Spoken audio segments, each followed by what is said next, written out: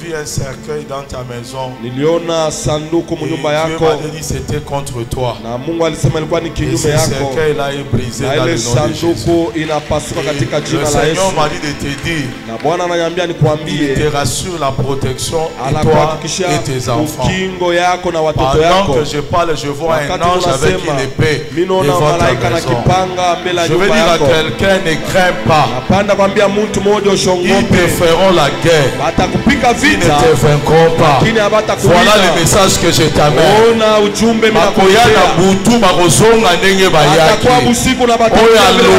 Amen, que Dieu te sécurise. Que Dieu te sécurise. Parce que grâce à le Seigneur m'a dit, le jour où tu vas recevoir l'onction des évêques, le Seigneur va changer beaucoup de choses sur le plan matériel dans ta vie. Et tu verras le jour où l'onction descendra sur toi, le niveau matériel, spirituel va changer. Le Seigneur m'a dit qu'il a fait ça pour te consoler. Il y a des douleurs que tu gardes toi-même à cause de son œuvre. Le Seigneur a vu ça. Ton cœur est attaché à Dieu. Malgré le combat, malgré les tentations, ton cœur est attaché à Dieu. Et après cette onction, tu verras, ça va changer. Quelqu'un dit Amen. Très bien, je prophétise sur toi. Amen. Je déclare sous la vie de quelqu'un toute arme forgée contre toi. La journée d'aujourd'hui est déclarée sans effet au nom de Jésus. Il y a des gens qui sont ici. Dieu a décidé de vous bénir. Mais le Seigneur est en train de voir que cette bénédiction va encore attirer beaucoup de combats. Au point même que la bénédiction peut sembler rien par rapport à la douleur qui est liée à des oppressions. Le Seigneur m'a dit pendant ces 40 jours, il va vous armer à la hauteur de votre bénédiction. Quelqu'un dit Amen. Très bien. Amen. Il y a des grands combats que vous avez renversés, que l'ennemi a amené dans la vie de vos enfants. Les bien-aimés de Luena, je vois ta fille. Tu as une deuxième fille. Ta fille, une deuxième. Elle est où? Il est à Luena. Tu vois là où vous habitez.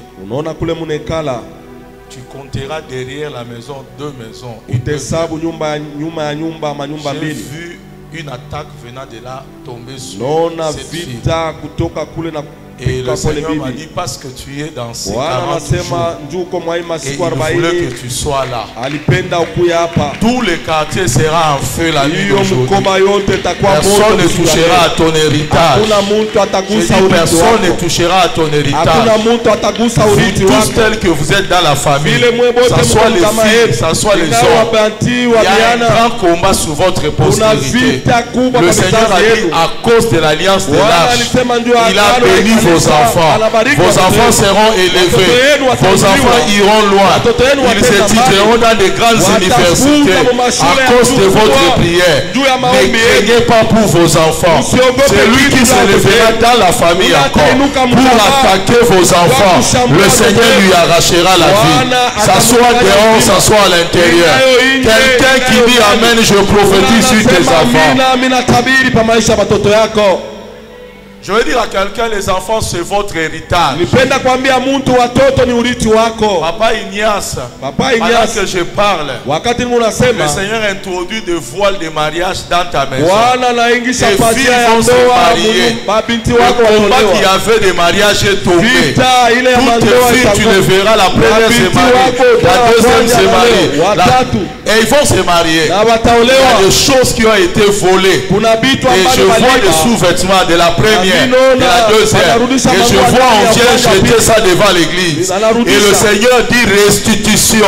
Je prophétise. Si tu as des enfants, des garçons et des filles, il y a quelque chose qui a été volé.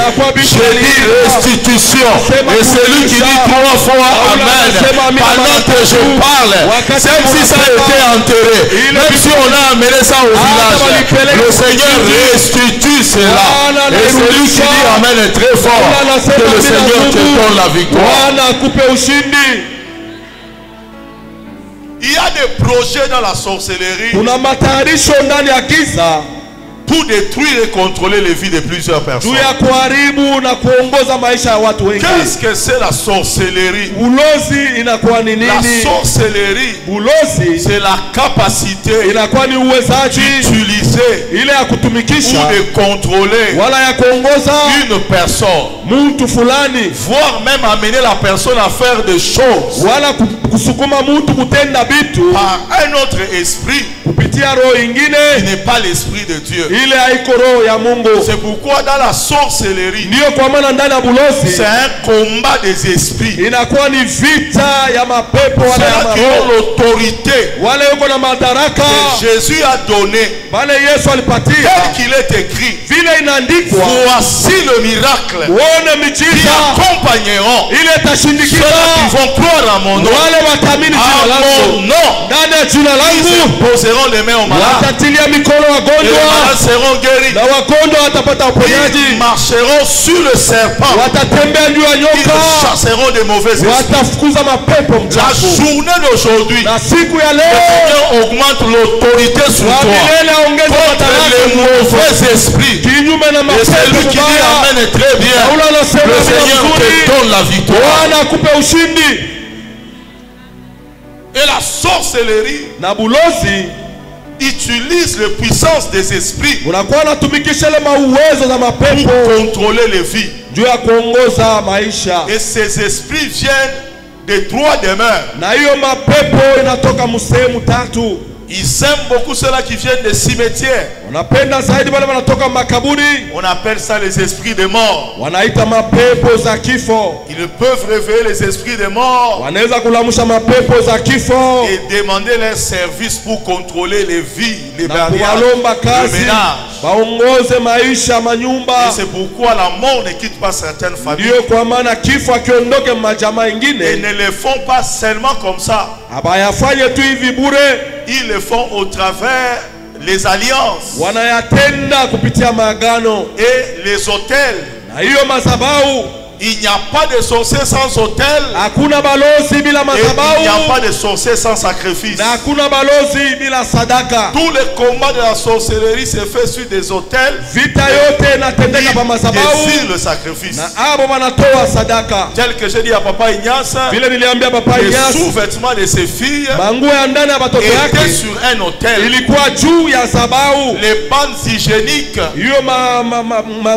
que les filles voient leur cycle, ça saute sur les autels parce qu'il y a le sang.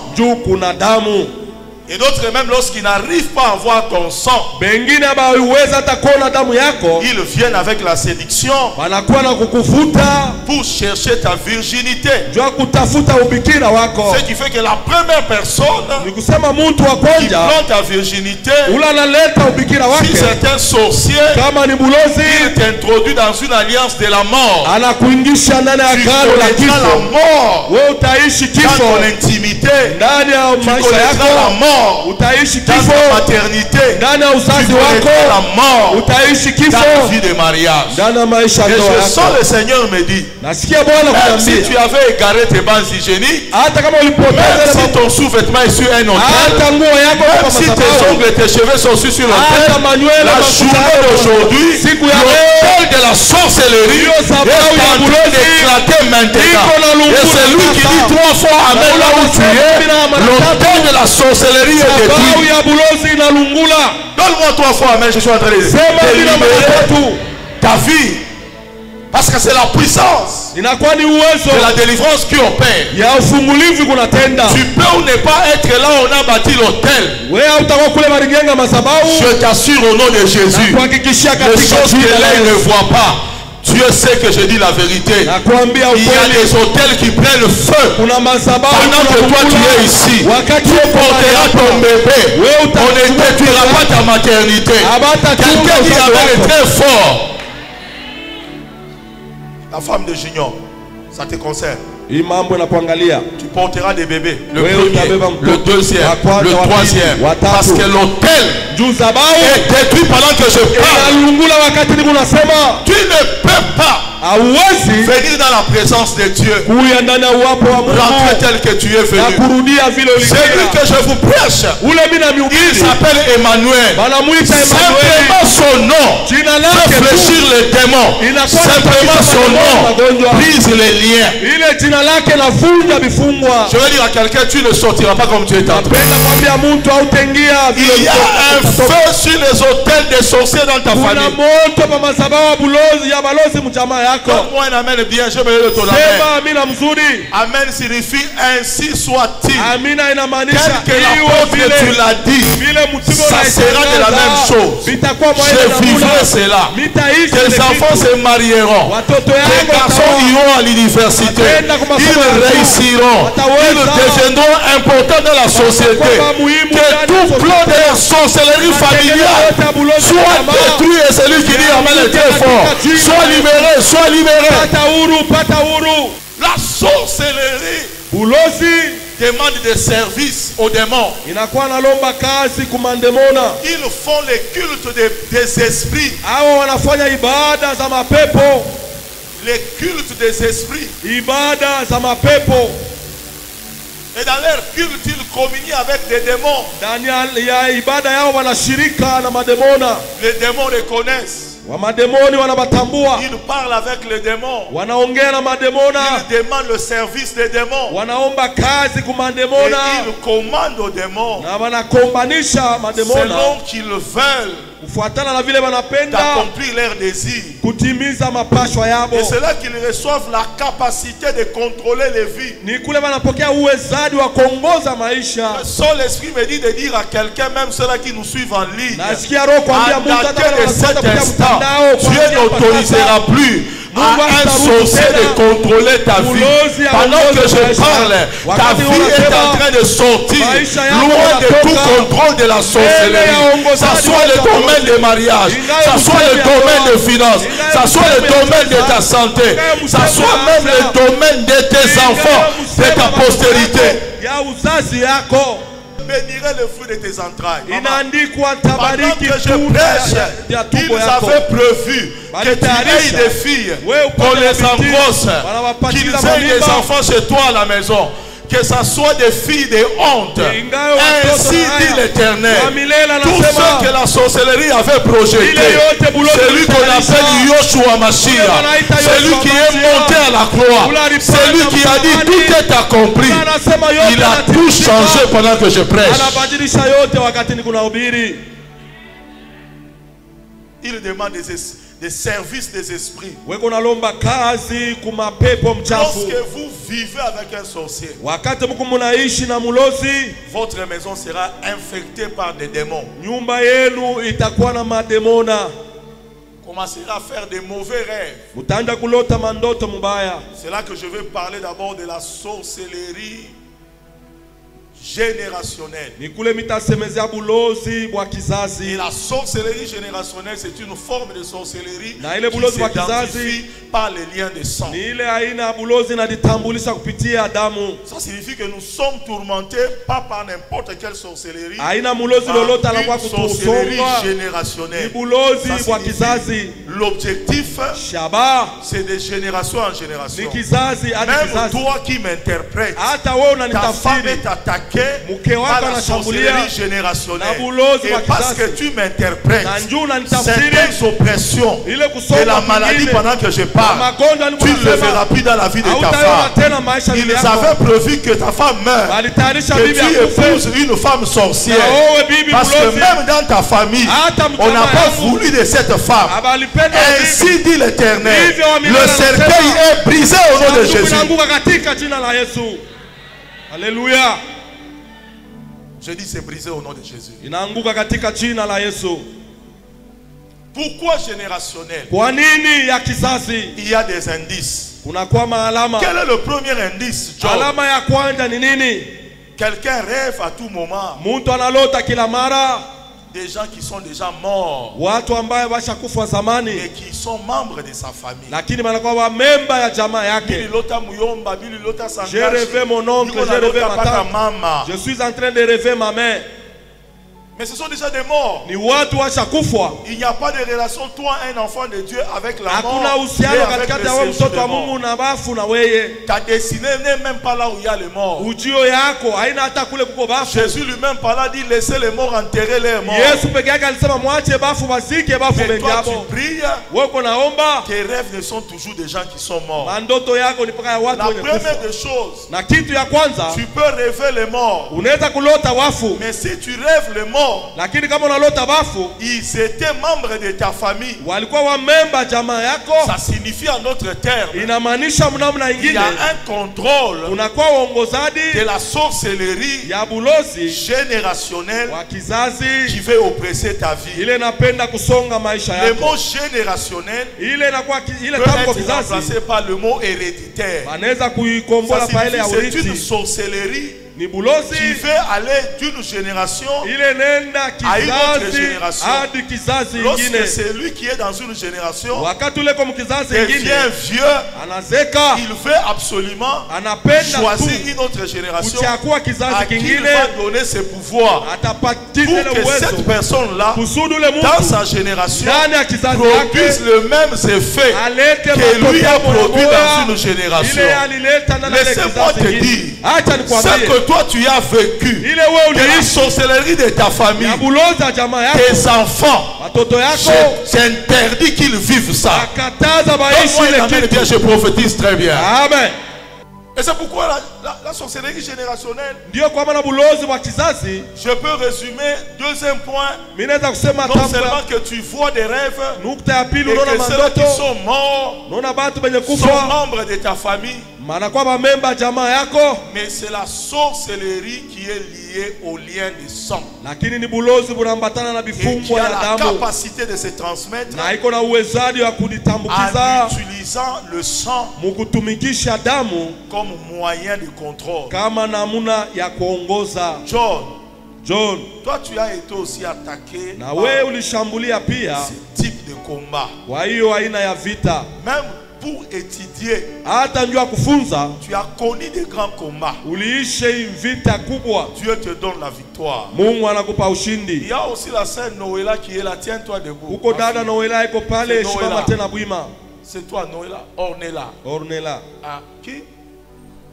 Olga. Oui, Olga. Toi aussi, tu as les mêmes combats. Parce que la puissance de la sorcellerie qui t'attaque, c'est un membre de famille avec qui tu as le sang. Et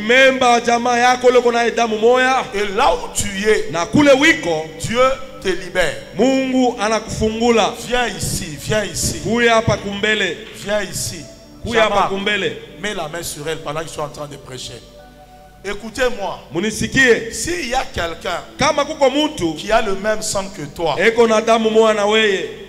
et qu'au travers ce sang, on a utilisé Bouloshi, on utilise la sorcellerie pour tourmenter ta vie maintenant. Vite à moi, on a libéré à passer. Il y a un combat que Dieu va libérer. Lier et briser ces liens de sang. Quelqu'un dit Amen bien. Amen. Quelqu'un dit Amen bien. Amen. C'est pourquoi John, va chez pasteur grâce et va prier. C'est pourquoi Abraham, Dieu lui dit, je te donnerai la terre ici que tu es. Il répond, John, tu peux aller chez Otiniel. À quoi reconnaîtrais-je que cet endroit tu me l'as donné? Écoutez-moi très bien. Comment je vais reconnaître que tu m'as donné Cana? Au lieu que Dieu lui dit, verse le sang de Jésus. Pour que tu aies possession de cet endroit, il faut bâtir un hôtel. Sachez que dans tout combat spirituel, l'hôtel vous donne toujours la capacité de prendre le contrôle d'un territoire. Donnez-moi un amen très bien. Amen. La deuxième des choses, il dit cherche des gémisses de 3 ans, des lieux de 3 ans. 3 ans. 3 animaux de 3 ans. 3 c'est le chiffre de la vie. Et tu prendras 2 oiseaux. À Colombe la tourterelle, je crois. Tu vas prendre sur l'autel que tu vas bâtir. Tu vas prendre les 3 animaux, tu vas couper en morceaux. Pourquoi tu dois les couper? Pour les vider de tout leur sang. Et lorsqu'il les a coupés en morceaux, tout le sang s'est vidé. Il y a une grande obscurité. Genèse 15-13. Les oiseaux de proie sont venus et Abraham les a chassés. Cette obscurité a amené un profond sommeil. Abraham a dormi. Il verra dans la vision. Le Seigneur lui dit, le lieu là où tu es, après 400 ans, ta postérité reviendra. Il prendra possession lorsque l'iniquité des Amoréens va arriver à son comble. Et toi, tu auras une fin heureuse. Après que Dieu lui a parlé, là où il avait coupé les morceaux, là où le sang a été vidé, le feu a commencé à passer. Et celui qui a écrit le livre de Genèse, il écrit, il dit, Dieu fit l'alliance. Il dit à Abraham, pas que je te donnerai, je te donne. Parce que le tel a été là, le sacrifice a été là, le sang a été vidé. Alors maintenant je ne te dis plus au futur, je te dis au présent, je te donne. Et à cet instant là, c'est ce qui a déterminé la victoire de Josué. Parce que Josué est sorti d'Ephraïm. Ephraïm est sorti de Joseph. Et Joseph est sorti de Jacob. Jacob est sorti d'Isaac. Et Isaac est sorti d'Abraham. Quel instant où Dieu dit, tu es monté, tu as bâti l'autel, tu as mis le sacrifice, tu l'as vidé de ton sang. Maintenant mon feu est passé. Là où il y avait le sang, il n'y a plus de débat à faire. Le lieu là où tu es, tu obtiens la capacité de posséder. Comment un homme peut posséder un territoire? Il faut qu'il y ait un autel. Il faut qu'il y ait une offrande. Ça doit être l'offrande de sang. 4. Le sang doit couler. 5. C'est la réponse de Dieu pour donner la terre. Si je veux dire en termes simples, les béliers qui était sur l'autel, qu'Abraham a coupé en morceaux, c'était l'image d'Abraham lui-même. Dieu disait à Abraham, comment tu prendras possession du terrain, du territoire? Bâtis-moi un hôtel Toi-même représente-toi sur l'autel. Et je te couperai en morceaux. J'enlèverai le sang de ta famille pour le remplacer par le sang de Jésus. Parce que le feu qui passe entre les morceaux ne peut pas passer dans le sang de ton père ni le sang de ton oncle. Ça doit passer au travers le sang de Jésus. La puissance qui te libère de ton hérédité passe au travers le sang de Jésus. Alléluia. Et c'est pourquoi toute personne qui ne s'identifie pas à l'œuvre de la croix, qui ne porte pas sa croix, ne pourra pas suivre Jésus. Parce que la réclamation de sang va le retourner en arrière. Mais celui qui porte sa croix aura la capacité de marcher comme Jésus a marché, d'opérer comme Jésus a opéré. C'est pourquoi au travers l'œuvre de la croix, Jésus a crucifié la chair. C'est dans la chair qu'il y a l'hérédité. C'est dans la chair qu'il y a le sang. Ce que Abraham a fait, Jésus l'a fait dans le Nouveau Testament. En mettant la croix sur la terre, Abraham a eu possession de Canaan, mais Jésus a eu possession de toute la planète terre. C'est pourquoi tous ceux-là qui sont nés en Jésus, au travers l'œuvre de la croix, tout lieu foulera la plante de ton pied, ça soit les États-Unis, ça soit l'Europe, ça soit à Bujimaï, ça soit à Kinshasa, tu as la capacité de prendre possession.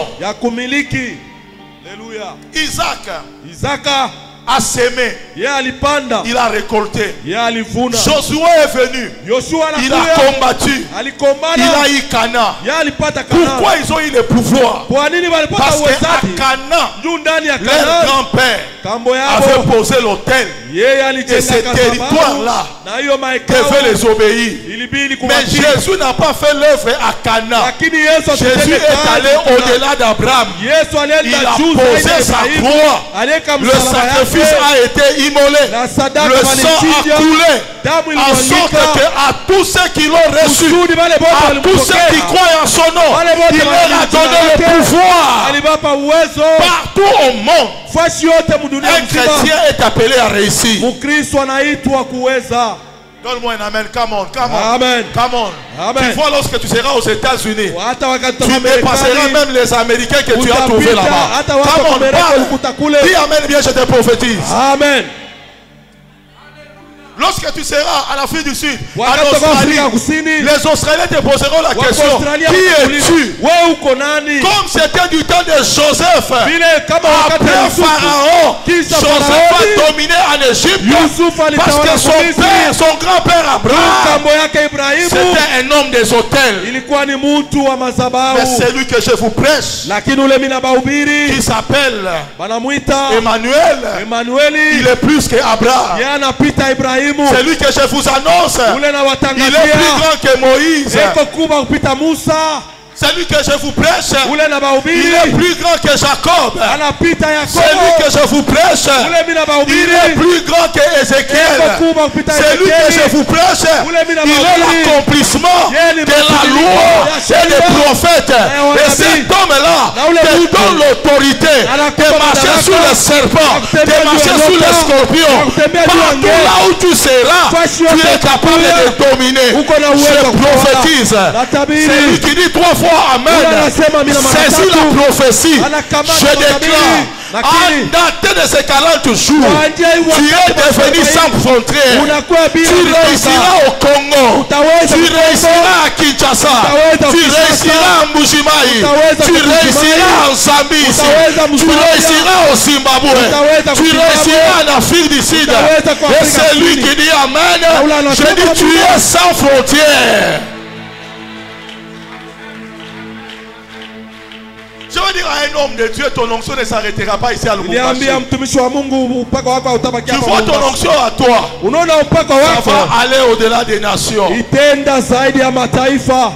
Geoffrey, dis amen bien. Geoffrey sema amina mzuri. Ça va aller au-delà. Itenda zaidi. Aujourd'hui, tu vois comme si je suis en train de dire des histoires. Lorsque tu seras dans ta jet privée, lorsque tu rempliras des stades au Brésil, tu te souviendras de moi. La Bible dit, ceux-là qui méprisaient le faible commencement feront le niveau dans la main de Zorobabel. Car ça sera ni par ta force, ni par ta puissance. Ça sera par l'Esprit de Dieu. Et celui qui dit Amen est très bien. Reçoit la révélation. Oh, kakana yo. Kakayo, oh kaka ngai na botama na katakokombe, kakayo, oh kaka ngai na botama na Bukama, de Bukama sortira quelque chose de grand, comme il est écrit, de Nazareth peut-il venir quelque chose. Il y a des gens qui te négligent aujourd'hui. Les temps viendront, ils vont te respecter. Il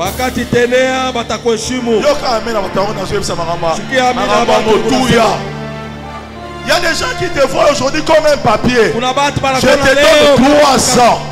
Tu reviendras me dire apôtre. Toi tu voyais ce que moi je ne voyais pas.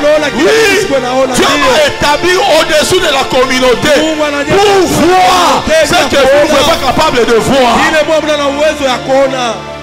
Ah, c'est source de vie. Il y a des millionnaires. En source de vie, il y a des prophètes terribles.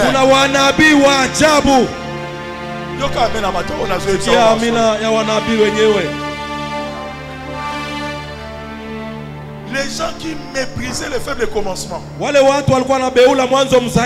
verront les niveaux. Dis avec moi, apôtre niveau. Est-ce que vous êtes dans un niveau? Toromatisa. Ces cantiques-là, Tokomatisa. Ceux qui me suivent au réseau, Okomatisa. Level. A new level. Année 2024. Okitate, Matissa, Yoka Amen. Que toute puissance de sorcellerie, que ta famille soit brisée, que toute oppression de sorcellerie de ta famille soit brisée. Sobre Kassia, Ego Sunde Yakasaida, Korika Sinde, Ego Sunde. Ego bayebo kenda yaka. Ego sunde yaka saida. Korika sende. Oide kesta. La sorcellerie générationnelle. C'est une sorcellerie qui a la capacité d'aller d'une génération à une génération. Et à chaque génération, elle a la capacité de produire les mêmes effets. C'est pourquoi vous voyez ton grand-père est mort pauvre. La génération qui suit ton papa aussi est minable. Et toi-même tu manques même à manger. Ça peut aller de génération en génération. Pauvreté. Ça peut aller de génération en génération. Célibat. Le temps est là. Où je te presse celui qui arrête une génération la sorcellerie pour qu'une autre génération vive la grâce. Même si tu ne dis pas amen, je le dis la vérité. Celui que je te prêche, il s'appelle grâce. Aucune sorcellerie ne peut le dépasser. Et l'œuvre qu'il a accomplie à la croix amène la grâce dans la vie de ceux-là qui ne l'ont pas mérité.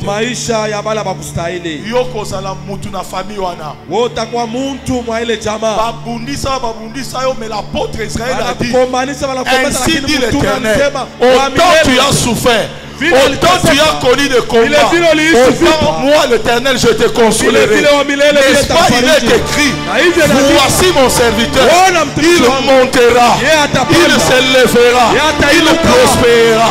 Je prophétise, après plusieurs combats et défaites, la prospérité dans ta vie. Et celui qui dit amen 3 fois, que Dieu te donne la victoire.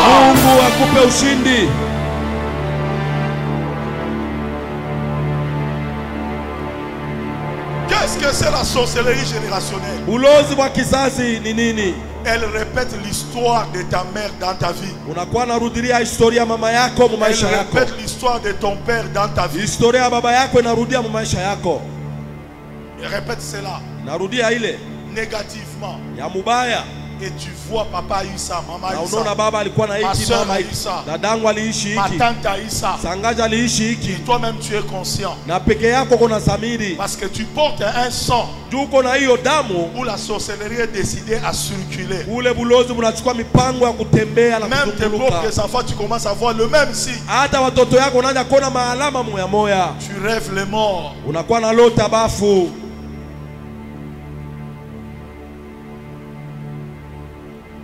Toute forme de sorcellerie, aina yote ya bulozi, toute forme de sorcellerie, hali yote ya bulozi transgénérationnelle, ile inakuwa inatambuka bizazi, est liée à un démon. Inaambatana, inaungana na demona.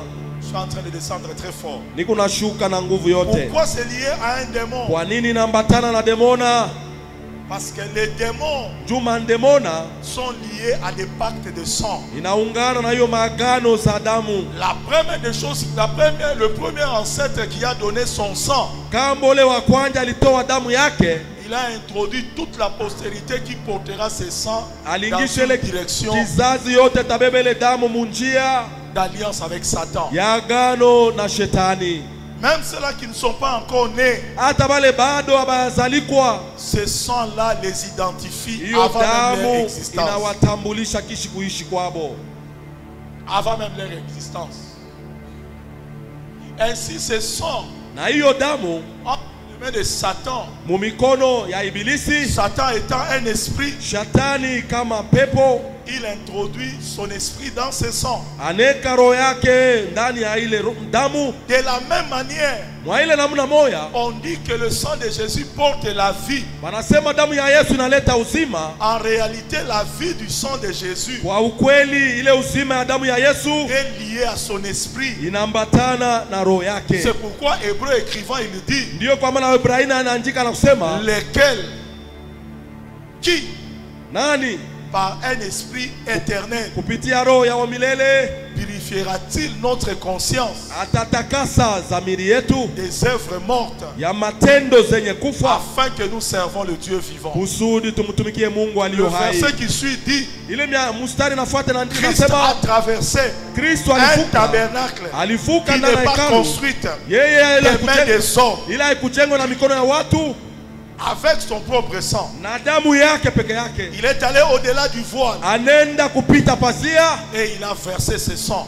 Si les cendres de vaches, le sacrifice de bouc peuvent purifier une personne, à plus forte raison le sang de Jésus qui par un esprit éternel, ça signifie dans le sang de Jésus, c'est l'esprit éternel qui amène la vie. Dans le sang de Jésus, c'est la vie du Saint-Esprit qui amène la vie. Dans le sang de Jésus, il y a son esprit. Ça signifie en d'autres termes, dans le sang de ton grand-père, il peut avoir un esprit. Ainsi, toute personne qui vient d'une famille où il y a eu des pactes de sang, le sang qu'il hérite, à l'intérieur il y a un esprit. Et c'est cet esprit qui produit dans le sang les désirs, la pensée, la volonté. Parce qu'il est écrit, l'âme de toute chair se trouve dans le sang. Et dans l'âme, il y a tes pensées, il y a tes émotions. Ça signifie le sang où il y a eu des pactes, il y a un esprit.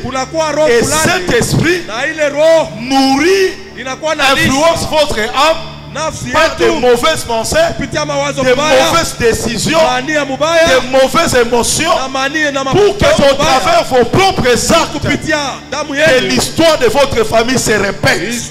Maman a divorcé et toi-même tu mets le trouble dans ton mariage et tu quittes. Ce n'est que lorsque tu as quitté ton mariage, l'homme est parti Tu dis qu'est-ce qui m'avait poussé de fermer les histoires de partir? Mais c'est toi-même. Tu as fermé.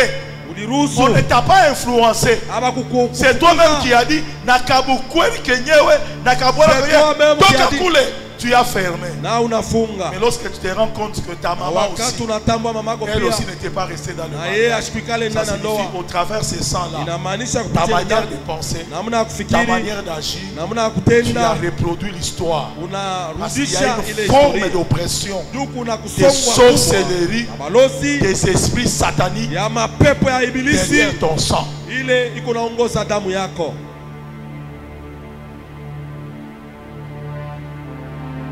Et il y a des gens qui ne sont pas des sorciers, qui agissent sous le contrôle de la sorcellerie. Là où ils doivent être bénis, l'ennemi les enlève. Là où le Seigneur le voyait, et ils sont à gauche. Ils ne sont pas des sorciers, mais ce sont des sorciers, des jouets de sorciers. Parce qu'on a identifié dans leur corps le sang héréditaire des pactes. Écoutez-moi. La sorcellerie générationnelle peut produire le même effet d'une génération à une autre.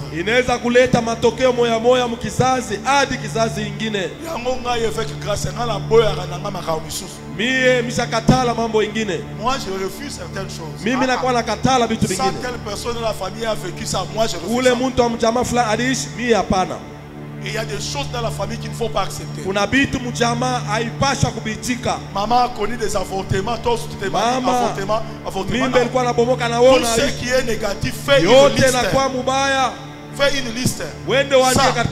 Ça, j'ai mon grand frère, j'ai ma tante. Moi, Seigneur, tu as dit à tous ceux qui l'ont reçu, à tous ceux qui croient en son nom, tu leur as donné un pouvoir. Moi j'ai un pouvoir de ne pas reproduire l'histoire négative de ma famille. Et tu commences à prier, à parler. Ma peuple, et les esprits vont quitter et partir. Dans la famille, tout le monde est comme ça, mais celui-ci est différent. Tout le monde dans la famille, personne ne s'est marié comme ça. Mais toi, c'est une fête qui dure 3 jours. Tu fêtes avec l'église. Le deuxième jour, tu fêtes avec la famille. Tu fêtes avec l'église au Congo. Le deuxième jour, avec les amis à Dubaï. Et puis le troisième, avec la famille aux États-Unis. Au sommet, avion.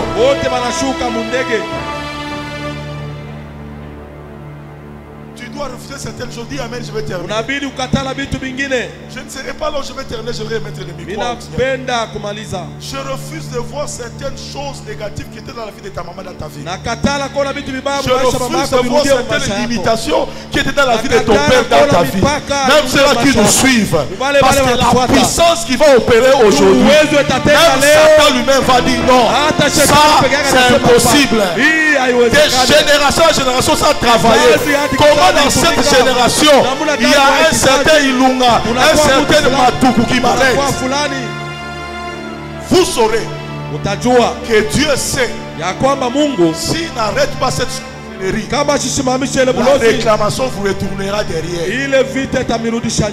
Vous allez reproduire la même chose. Vous ferez semblant de prier, de parler en langue, mais dans la pratique, vous ne serez pas différent de vos cousins païens qui entrent dans le boîtier. Alors qu'il est écrit, je ferai de nouveau une différence entre ceux-là qui me connaissent et ceux-là qui ne me connaissent pas, entre ceux-là qui me servent alors ceux-là qui ne me servent pas. Donne-moi la main, je prophétise. Je refuse de te voir souffrir comme ta mère. N'est-ce pas, tu la vois comment elle souffre? Je refuse que ça soit ton histoire.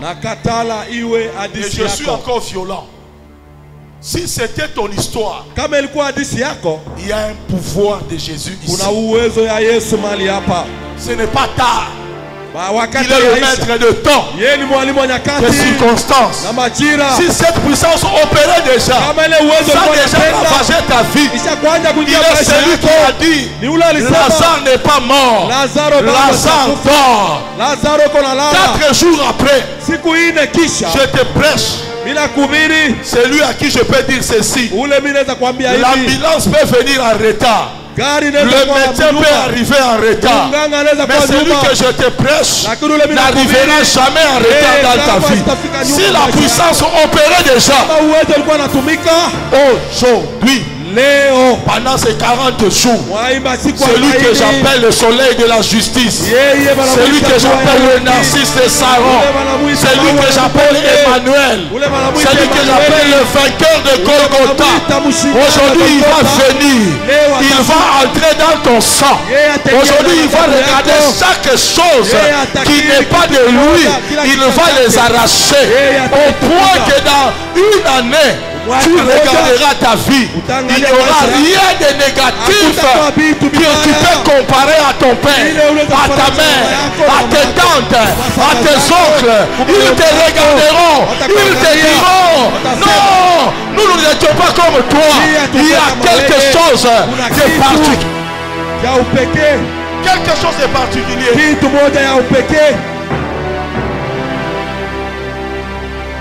Et je sens qu'il y a une gloire dans la vie de quelqu'un. Et je sens qu'il y a une gloire que Dieu est en train de réveiller dans la vie de quelqu'un. Elohim, Elohim, il dit là-bas, Samatani, mon Dieu, pourquoi m'as-tu abandonné? Et puis, quelques temps après, il regarde. Tout est accompli. Et puis après il crie, il dit j'ai soif. On lui donne le vinaigre à la place de l'eau. Et il regarde. Il dit Père, entre tes mains, je remets mon esprit. La Bible dit au même moment, dans le temple, le voile qui séparait le lieu saint et le lieu très saint s'est déchiré. Et la Bible déclare au cimetière, le tombeau s'est ouvert. Ceux-là qui étaient morts sont sortis. Qui peut influencer le séjour des morts? Qui peut changer l'histoire de ta famille? Si c'est celui qui a dit tout est accompli. Il y a la probabilité ce soir de changer l'histoire de ta vie. Il y a la probabilité ce soir de changer l'histoire de ta famille, de changer l'histoire de tes enfants. Et celui qui dit Amen est très fort. Oh Seigneur, change les choses. Et le centenier était là. Ils ont vu dans le temple. Sans que quelqu'un entre, le voile s'est déchiré. Personne ne pouvait entrer. Personne ne pouvait aller adorer là-bas. Ça s'est déchiré. Ça s'est déchiré. De l'autre côté, le soleil s'est éteint. Il y avait l'obscurité. Refusé de voir la divinité du Créateur. Jamais le soleil ne peut s'éteindre la journée. Vous pouvez l'arrêter, pas l'éteindre. Ça s'est éteint. C'est pour dire la loi a changé. La loi a changé. La loi de l'hérédité a changé. La loi du sang a changé. La loi de la sorcellerie a changé. Jésus est mort à la croix. Alléluia. Alléluia. Alléluia. Alléluia. Alléluia. Alléluia. Alléluia. Alléluia. Alléluia. Alléluia. La loi a changé. La loi a changé. La loi a changé. Mon frère, la loi a changé. Les limitations ont changé. Je termine en disant changer les lois Éteindre le soleil, c'est un principe. La Bible déclare, Joseph a mis au monde, Ephraïm et Manassé. De Ephraïm est sorti Josué. Et Josué combattait pour prendre le contrôle de Canaan. Là où Abraham avait bâti l'autel, il a vu qu'il n'a pas terminé le travail. Il regarde au ciel. Je dois achever mes ennemis. Il regarde le soleil. Il dit, soleil, arrête-toi. Lune, arrête-toi. Ne bougez plus. Ça s'est arrêté. Et il a combattu. Et il a remporté la victoire. Et j'ai découvert que Josué, à lui, n'avait pas le pouvoir. Son pouvoir est héréditaire. Dieu avait dit à Joseph, les 11 étoiles vont se prosterner au devant de toi. Même la lune et le soleil se prosterneront au devant de toi. Et Jacob lui a dit, tu crois que moi et ta mère, nous nous agenouillerons au devant de toi. Il ne voyait pas Jacob et sa mère. Il voyait Josué qui avait la capacité de faire fléchir le soleil et la lune.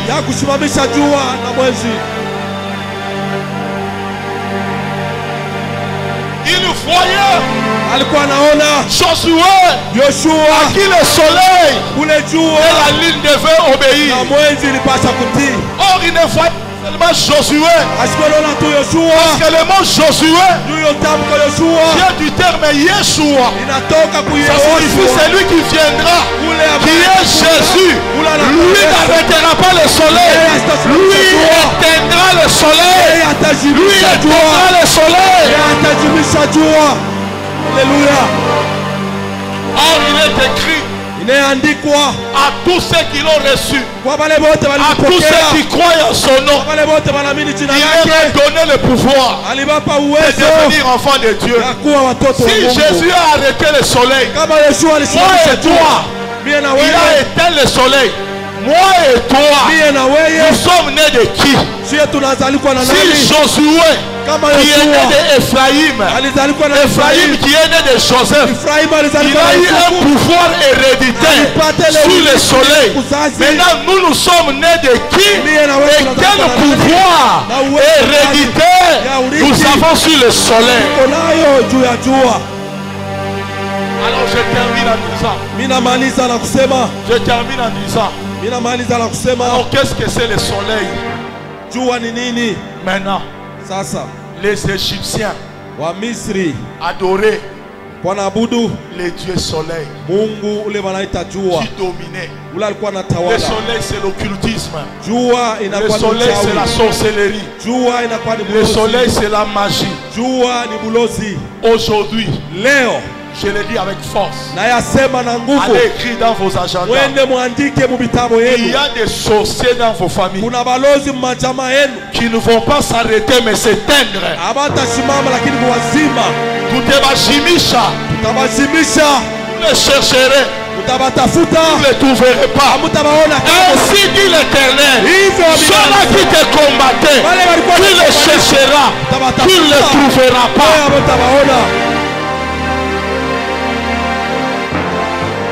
Évêque Gracia, on a fait des recherches. Parmi tous les pharaons, tous sont dans le musée. Le premier, le deuxième. Mais il y a un endroit dans le musée, c'est vide. Il y a un pharaon. On n'a jamais retrouvé son corps. C'est le seul pharaon qui avait osé lever son doigt devant Dieu. Aujourd'hui, avant les 40 jours, Dieu va effacer. Dieu va peindre. C'est lui qui dit amen très bien. Il y aura des vides. Dis la vérité. Il y aura des vides. Afin que vous sachiez. Que vous le connaissiez. Que vous réalisiez. Que Dieu est au-dessus de tous les dieux. Afin que vous sachiez que le Seigneur n'est pas dans la joie. Autant d'années qu'on vous a oppressé, autant d'années que vous avez souffert, il est écrit, l'Éternel jugera le méchant. Que mon Dieu bénisse cette journée. Que mon Dieu bénisse ta vie. Que mon Dieu bénisse ton ministère. Que cette parole vive dans ta vie. Que cette parole change ta vie. Tous ceux-là qui nous suivent, vous recevez la même onction, la même puissance. La même onction, la même puissance. Afin que l'on sache que la bouche de l'Éternel a parlé. Que cette année 2024 soit une année de joie pour toi. Ça soit une année de paix pour toi. Ça soit une année de victoire pour toi. Ça soit une année de consolation pour toi. Ça soit enfin une année où il est écrit, je vous restaurerai les années. Pas une année, mais toutes les années que les sauterelles, les Selek, les Kazam ont dévoré. Et vous vous souviendrez que l'Éternel est le restaurateur des vies. Celui qui a la foi dit Amen. Celui qui a la foi dit Amen.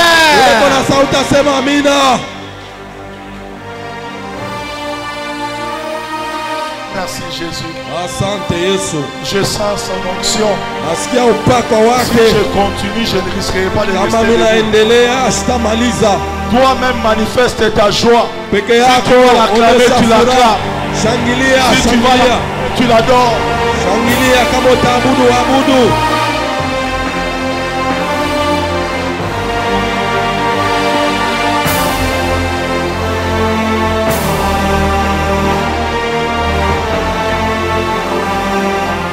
En train de proclamer la victoire sur la puissance du soleil. Tu es en train de proclamer la victoire sur la puissance occulte. L'occultisme est vaincu. La magie vaincue. La divination est vaincue. C'est là qui invoque le soleil. Le soleil est vaincu. La puissance de la rose-croix est vaincue. La Maïtari est vaincue.